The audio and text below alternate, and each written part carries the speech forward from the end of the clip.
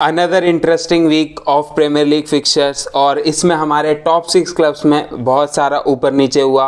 As position change हुई table में, Arsenal back in top, United title race में आ चुकी है, टॉटनहम टॉप 4 में आ चुकी है, लिवरपूल का भी टॉप 4 चार्ज शुरू हो चुका है एंड चेल्सी आर स्ट्रगलिंग की अभी वो टॉप हाफ में रहें या बॉटम हाफ में। मैनचेस्टर सिटी ने भी कुछ इंपॉर्टेंट पॉइंट्स ड्रॉप करे, न्यूकासल भी टॉप 4 के बाहर आ चुकी है। हालांकि हम बिग 6 की बात कर रहे हैं but I don't think it's far enough कि जब हम बिग 7 की बात करें या कोई एक बिग 6 की टीम ड्रॉप हो जाए न्यूकासल के लिए, because they are the next big thing. So इन्हीं सारी चीज़ों को डिस्कस करते हैं इस वीडियो में। आगे जाके आगे बढ़ने से पहले वीडियो को लाइक एंड चैनल को सब्सक्राइब कर दीजिए फॉर मोर सच कॉन्टेंट। तो सबसे पहले अगर बात करें वीक का जो पहला फिक्चर था दैट वाज आर्सेनल विला, उसके अबाउट में वीडियो बना चुका हूं बट स्टिल एक अगर छोटा सा रिकैप दें, आर्सेनल काफ़ी मैचेस से स्ट्रगल कर रही थी, लाइक 4 मैचेस में एक भी विन नहीं थी। विला के अगेंस्ट अवे जाना is not an easy, that too against Unai Emery जो कि आर्सेनल के प्रीवियस मैनेजर रह चुके हैं, और वहाँ पर जाकर आप पहले ही 10 मिनट में 1-0 डाउन हो जाते हो, then you come back but आप हाफ टाइम पे स्टिल 2-1 डाउन रहते हो। वहाँ से 4-2 जीतना was a very good come back, वहाँ से Arsenal top of the table वापस आया।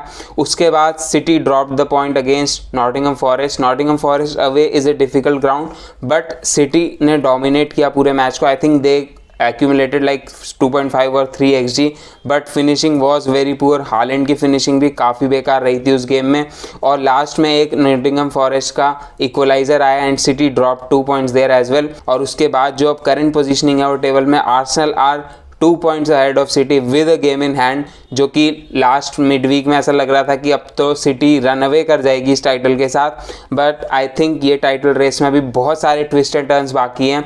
अभी हम कुछ नहीं कह सकते कि कौन फेवरेट है इस मोमेंट पे, बिकॉज आर्सेनल बीच में भी पॉइंट्स ड्रॉप करें। अब देखना रहेगा क्या ये आर्सेनल का एक स्लगिश पीरियड था जहाँ पे उन्होंने अपने पॉइंट्स ड्रॉप करें और अब आर्सेनल एक रन पे जाएगी जैसा वो पहले गई थी, या सिटी फिर से पॉइंट ड्रॉप करेगी, या सिटी एक और रन पे जाएगी। तो ये अप्स एंड डाउन्स रहेंगे इस टाइटल रेस में इतनी जल्दी, क्योंकि अभी काफ़ी सारे मैचेस बचे हैं। आर्सेनल के अभी 15 मैचेस बचे हैं, सिटी के अभी 14 मैचेस बचे हैं, तो काफ़ी सारे मैचेस बचे हैं सारी टीम्स के। जब फाइनल स्ट्रेच आएगा 5-6 गेम्स का, तब हो सकता है पिक्चर ज़्यादा क्लियर हो जाए, लेकिन this will be a topsy turvy title race because कोई भी टीम ऐसे एब्सोल्यूट फॉर्म में नहीं है। और दूसरी बात ये भी है कि प्रीमियर लीग क्वालिटी इतनी ज़्यादा बढ़ चुकी है कि आप किसी भी टीम को कोई भी हरा सकता है वाली बात है। आप रेलीगेशन फॉर्डर के अगेंस्ट खेलेंगे, वो टीम्स भी फाइट कर रही हैं प्रीमियर लीग में रहने की, तो आप वहाँ पे एक्सपेक्ट नहीं कर सकते कि हर मैच आपका गिवन विक्ट्री होगा, आप कोई भी अनएक्सपेक्टेड लॉस ले सकते हो।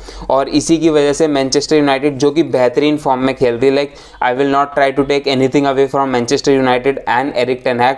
हम सब ने देखा कि मैनचेस्टर यूनाइटेड का probably one of the worst season था लास्ट सीजन वाला, वहाँ से एरिक टेन हैग ने डिसेंट इन्वेस्टमेंट मिली, ऑब्वियसली उनको अच्छे प्लेयर साइन करे, और वहाँ से जो उन्होंने इंप्रूवमेंट दिखाया, Manchester United are playing at a very good level right now and playing very good quality of football as well. Manchester United अभी 3 पॉइंट्स बिहाइंड है मैनचेस्टर सिटी के एंड 5 पॉइंट्स बिहाइंड है आर्सेनल के, और Arsenal से एक game ज़्यादा खेला हुआ है, तो Arsenal could go 8 points clear of Manchester United, but games in hand doesn't matter मेरे हिसाब से। I think points in hand matter.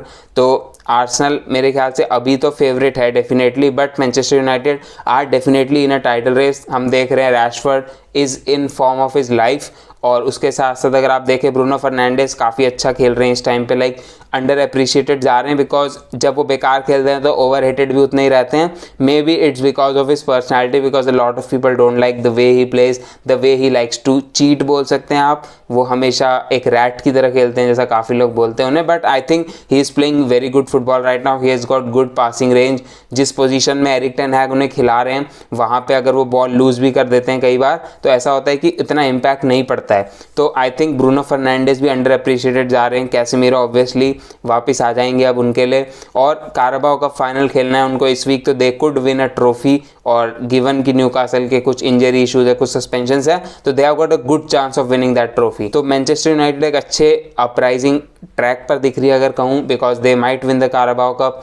They drew against Barcelona at Camp Nou, तो अब वो ओल्ड ट्रैफर्ड में इस वीक अगर बार्सिलोना को नॉकआउट कर देते हैं यूरोपा लीग से, तो वो भी एक मेजर बूस्ट रहेगा उनके लिए। उसके साथ साथ जैसा मैंने कहा वो टाइटल रेस में तो आ ही चुके हैं, हालांकि I don't think they are the favourites, I think कि वो अभी भी पॉइंट्स ड्रॉप कर सकते हैं, but they are in the title race. ये चीज़ कोई डिनाई नहीं कर सकता था कि Manchester United are not in a title race. तो Erik ten Hag has done very well. उसके साथ साथ अगर आप उनकी ओनरशिप की बात करें, बहुत सारी ओनरशिप की बिड्स आ रही हैं, कतर से बिड्स आई हैं, सर जिम रैडक्लिफ जो कि ब्रिटिश एक बिजनेसमैन है, उनकी बिड आई है। उसके साथ साथ बताया जा रहा है कोई यूएस हेज फंड भी है, जिसकी वजह से ऐसा भी हो सकता है कि ग्लेजर्स यूनाइटेड में रुक जाएं। तो I would wish for that कि ग्लेजर रुके, बिकॉज अगर कतर आ जाता है it will be very difficult, because United जितना रेवेन्यू जनरेट करती है, अगर उनके पास ऐसे ओनर्स आ जाते हैं जो अपना पैसा डालें, साथ साथ में और ज़्यादा पैसा इन्वेस्ट करें और फ्रूगल वे में और स्मार्टली इन्वेस्ट करे उस पैसे को, then Glazers it will become a scary thought what Manchester United could become. तो अगर ग्लेजर्स रहते हैं I think that will be best for us. तो मैं तो अपने पर्सनल उसके हिसाब से देख रहा हूँ, लेकिन मुझे जहाँ तक लग रहा है मैनचेस्टर यूनाइटेड को कतरी ओनर्स मिल सकते हैं, काफ़ी अच्छा खासा चांस है। अब देखना रहेगा क्या ट्रांसफायर करता है आगे आने वाले टाइम में, अभी हमें कुछ पता नहीं है यार, मेरे को इंटरनल सोर्सेज वगैरह नहीं है, तो जो चीज़ ट्विटर पर आपको दिख रही है वही चीज़ मेरे को भी दिख रही होती है। But Erik ten Hag has done brilliantly with the current set of players and I think they are on the right track. अब देखना रहेगा इस सीज़न वो क्या क्या अचीव कर सकते हैं। I think they will win the Carabao Cup, but I don't see them winning anything other than the Carabao Cup. I think they will finish in and around top 3 जो जिस position पे वो अभी हैं। I think Manchester City and Arsenal are better squad and better team right now than Manchester United, but कुछ कह नहीं सकते, हो सकता है आर्सेनल मैनचेस्टर सिटी दोनों पॉइंट्स ड्रॉप करे और United win the title, but जो होगा देखी जाएगी आगे चल के। उसके बाद एक टीम जो बिल्कुल टाइटल नहीं जीत सकती है इस season, that is Chelsea. 650 million spent and Chelsea are struggling at 10th. They can't win against Southampton at home. Southampton जो कि 20th पोजीशन पे है, जो कि मैच जीतने के बावजूद 20th पोजीशन से नहीं हिले, चेल्सी उनके अगेंस्ट नहीं जीत पा रही स्टैमफर्ड ब्रिज पे। तो यार ग्रैम पॉटर और चेल्सी की सिचुएशन काफ़ी बेकार है। अगर आप चेल्सी के प्लेयर्स को देखें, they look very demotivated right now, ऐसी कोई इंस्पिरेशन नहीं दिख रही है उस स्क्वाड में। ग्रैम पॉटर इस टाइप के मैनेजर लग नहीं रहे हैं जो इतनी बड़ी स्क्वाड को हैंडल कर पाएँ, इतने बड़े पर्सनैलिटीज़ को हैंडल कर पाएँ और मोटिवेट कर पाएँ। उनके जो पोस्ट मैच कॉमेंट्स हैं दैट आर नॉट इंस्पायरिंग। साथ साथ में लग रहा है कि काफ़ी अनहेल्दी एनवायरनमेंट हो रखा है ड्रेसिंग रूम में। अब देखना रहेगा ग्रैम पॉटर कितने टाइम रुकते हैं, बिकॉज आई थिंक अगर वो डॉर्टमंड से बाहर हो जाते हैं in the UCL, that will be a big blow for Chelsea, because I think जो चेल्सी के ओनर्स हैं they are banking on a run in the Champions League, because अभी अगर आप देखें they are on 10th position, they are 10 points away from the top 4, that is an optimistic way to look at it, and they are 10 points away from the relegation zone, तो एक pessimistic way है कि आप दोनों तरफ जा सकते हैं। तो Chelsea are not in a good space right now, इतना पैसा स्पेंड कर चुके हैं, अभी आपको डेडवुड क्लियर करना है आपकी स्क्वाड का, आपको और इन्वेस्टमेंट करनी है। अगर आपका ऐसा ही परफॉर्मेंस चलती रहेगी, ऐसा ही एनवायरनमेंट रहेगा, तो टॉप प्लेयर्स क्यों साइन करेंगे आपके लिए जब आप उन्हें मिनट्स गारंटी नहीं कर सकते, जब आप उन्हें अच्छी क्वालिटी ऑफ फुटबॉल गारंटी नहीं कर सकते।